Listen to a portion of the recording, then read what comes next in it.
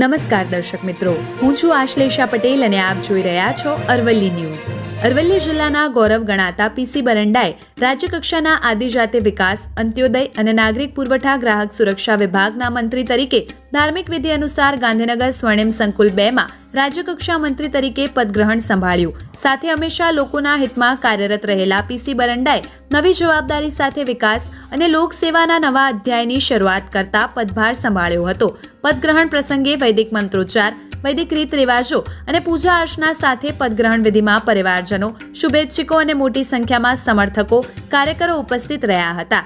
રાજ્યકક્ષા મંત્રી પીસી બરંડાએ પદગ્રહણ કરતા પહેલા ભગવાન શામળિયાના આશીર્વાદ લઈ રાજ્યની જનતાની સેવા માટે પોતાને સમર્પિત કરવાની પ્રતિજ્ઞા વ્યક્ત કરીને તેમને જણાવ્યું, જનતાએ આપેલા વિશ્વાસને હું ક્યારેય ખોટો નહીં ઠરાવું. રાજ્યના સર્વાંગી વિકાસ માટે સતત પ્રયત્નશીલ રહેવા અને તમામને સ્વદેશી અપનાવવા આહ્વાન કર્યું હતું. પીસી બરંડાએ પ્રથમ દ્વાર પૂજા કરીને કચેરીમાં પ્રવેશ કરીને પદભાર સંભાળતા જ ઉપસ્થિત રહેલા આગેવાનો અને કાર્યકરોએ અરવલ્લી જિલ્લાના ગૌરવ એવા પીસી બરંડાને ફૂલહાર પહેરાવી, મીઠાઈ વહેંચી અને આનંદ વ્યક્ત કરતા કાર્યકાળ માટે હાર્દિક શુભકામનાઓ પાઠવી હતી.